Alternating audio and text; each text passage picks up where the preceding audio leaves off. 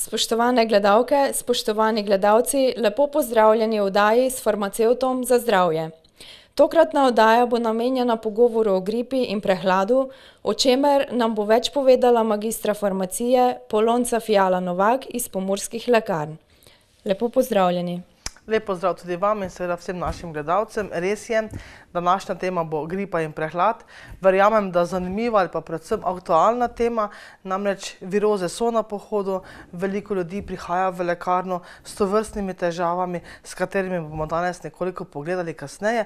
Torej upam in verjamem, da bodo informacije prišle še kako prav, da bomo ohranili zdravje ali ga morda tistim, ki so že oboleli za virozami, tudi povrnili. Kot ste dejali, gripa in prehlad sta vse povsod, spremljata nas na vsakem koraku v tem času. Kakšni pa so znaki in simptomi za gripo in prehlad in kakšne so njune razlike?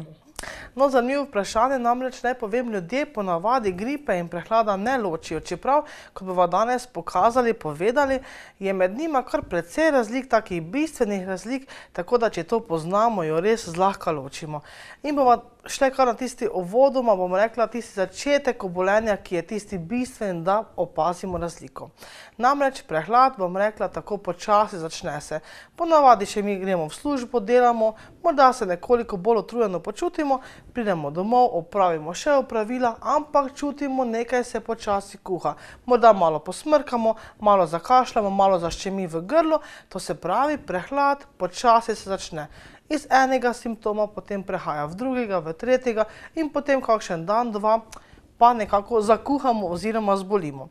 To je značilno za prehlad. Dočim gripa ima izrazito hiter potek, smo še aktivni, še delamo, ampak nas naenkrat v nekaj mogoče urici ali dveh pokosi. To se pravi, znenada postanemo zelo slabo utrujeni, pravzaprav se pri gripi ne moremo držati po koncu.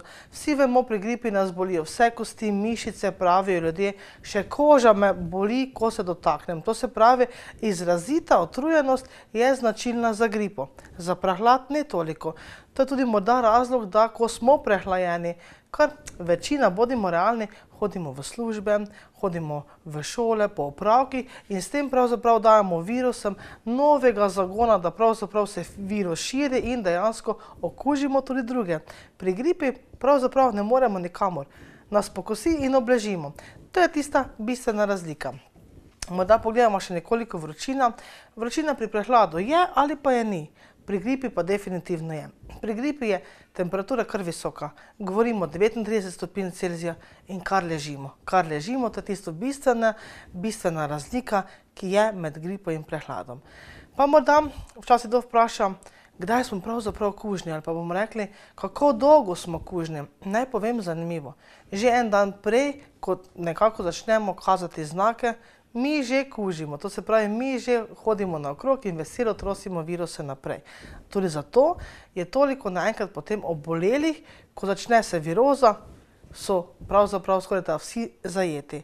In zdaj, koliko časa smo še kužni, ponavadi ljudi, ki prihajajo v lekarno, zanima, tam še nekje 7 dni po tisti prvi simptomatiki, ki se pojavi. Tako da rečemo, okvirni čas trajanja bolezni je 1 teden, okvirni čas kužnosti je približno 1 teden in to je pravzaprav dobro vedeti, če se želimo zaščititi ali pa če seveda upam, da to vsi želimo, da želimo tudi nekako pogledati na druge, da jih ne okužimo.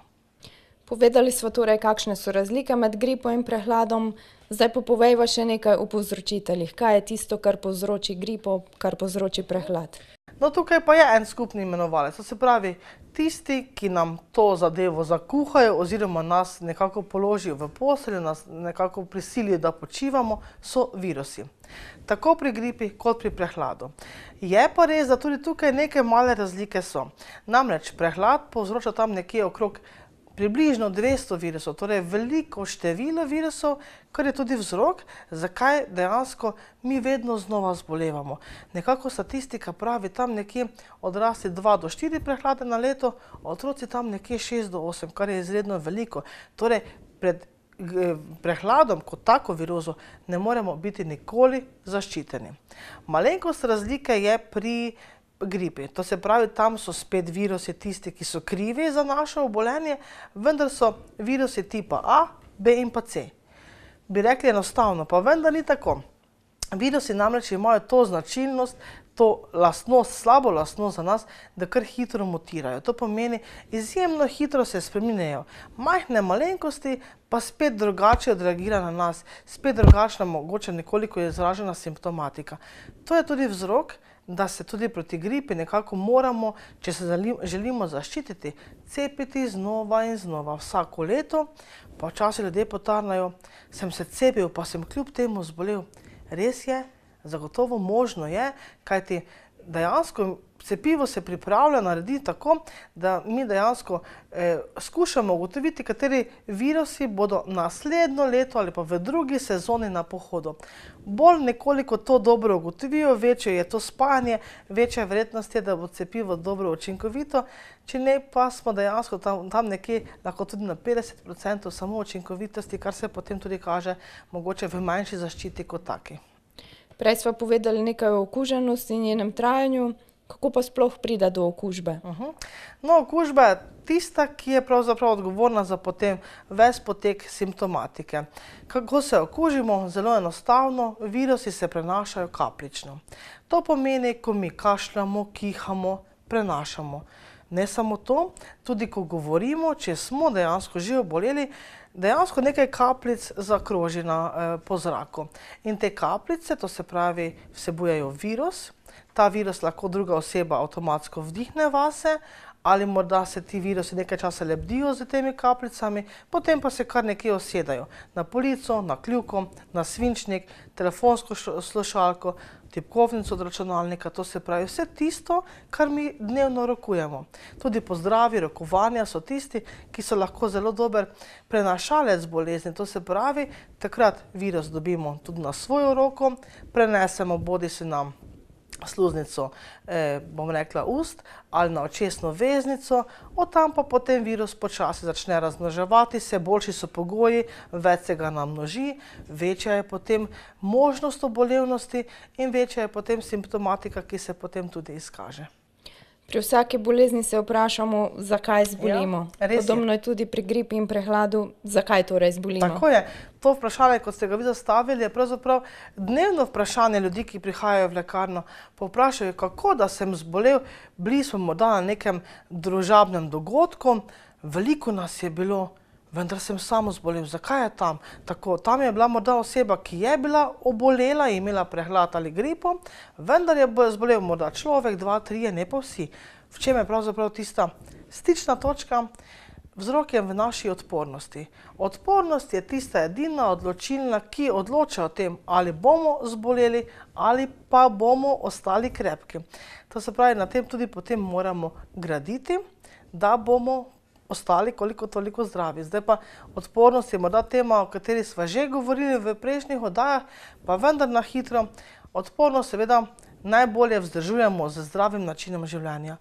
Zdrava prehrana, zagotovo sadje, zelenjava, vitamini kot taki, tudi kakšno prehransko dopolnilo lahko v tem smislu, gibanje na svežem zraku, potem bom rekla tudi zdrav način razmišljanja, nasploh zdravo življenje, pa je tudi odpornost zelo dobra, seveda tudi stres bomo mogli nekoliko omejiti, da bomo izgradili zelo dobro odpornost. Če sva že govorili o simptomih in o vzrokih, zakaj sploh zbolimo, povejva še nekaj o načinih zdravljenja gripe in prehlada. Tako je, zdravljenje pa je tisto, ki je potem pri posamezniku skoraj odločilno oziroma poglavitnega pomena. Ljudje, ki seveda kašljajo, kihajo, smrkajo, kar je značilno ponavadi, kot sva rekli, že za prehlad. Pri gripi ponavadi sploh v lekarno ne pridejo, ker so dejansko zelo utrujeni, pošljejo koga drugega, pa seveda vprašajo, po čem pravzaprav poseči, da bomo nekako oblažili to simptomatiko viroznih obolenj. Se vprašajo, je pravzaprav smiselno zdravljenje. Včasih se kdo pošali, pravijo, gripa in prehlad trajata, če zdravimo 7 dni, če pa ne zdravimo pa 1 teden. To se pravi, v vsakem primeru nekje 1 teden. Res je morda nekaj na tem, vendar pa zdravljenje je smiselno. Zakaj je smiselno? V prvi vrsti zato, kot vemo, da izboljšamo počutje. Predvsem, ko so rekli prej, pri gripi je tista težava, ko smo res utrujeni, ko nas vse boli, ko pravzaprav nimamo nobene energije, volje, da nas pravzaprav nič več ne interesira. Tam je bistveno, da takoj nemudoma se okrepimo. Prehlad pa prav tako. če smrkamo, kihamo, nam teče iz nosu, pravzaprav nismo skorajda za nobeno rabo. To se pravi, v prvi vrsti izboljšamo naše počutje.